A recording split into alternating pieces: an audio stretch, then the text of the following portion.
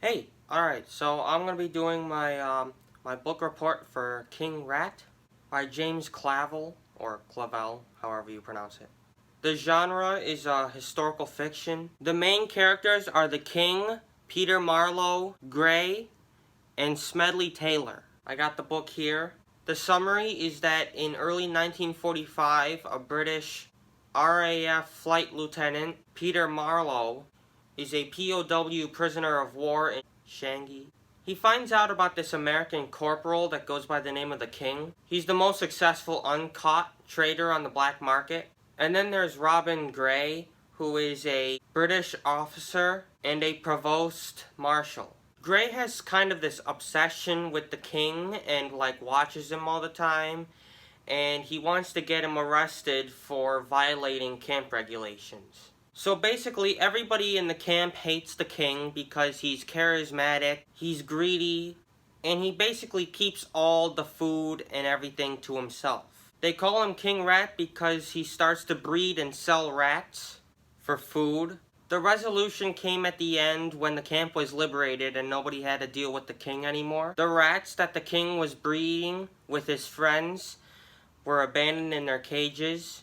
The rats consumed and ate each other, and the final survivor was the true King Rat. My points of interest were that it takes place during World War II because I'm really interested in World War II history. I think people should read this book because it's really interesting. It shows how these POWs lived in prison and how greedy the King is. Everybody hates the King in the book, and as you read the book, you will learn to dislike him too.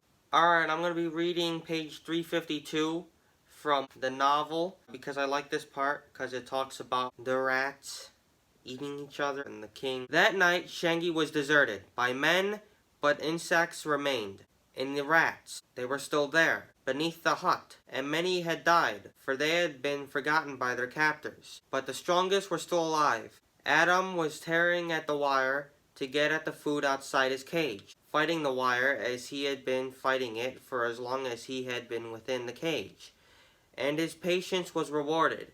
The side of the cage ripped apart, and he fell on the food and devoured it. And then he rested, and with renewed strength he tore out another cage, and in the course of time devoured the flesh within. Eve joined him, and he had his fill of her, and she of him, and they foraged and consort. Later, the whole side of a trench collapsed, and many cages were opened, and the living fed on the dead.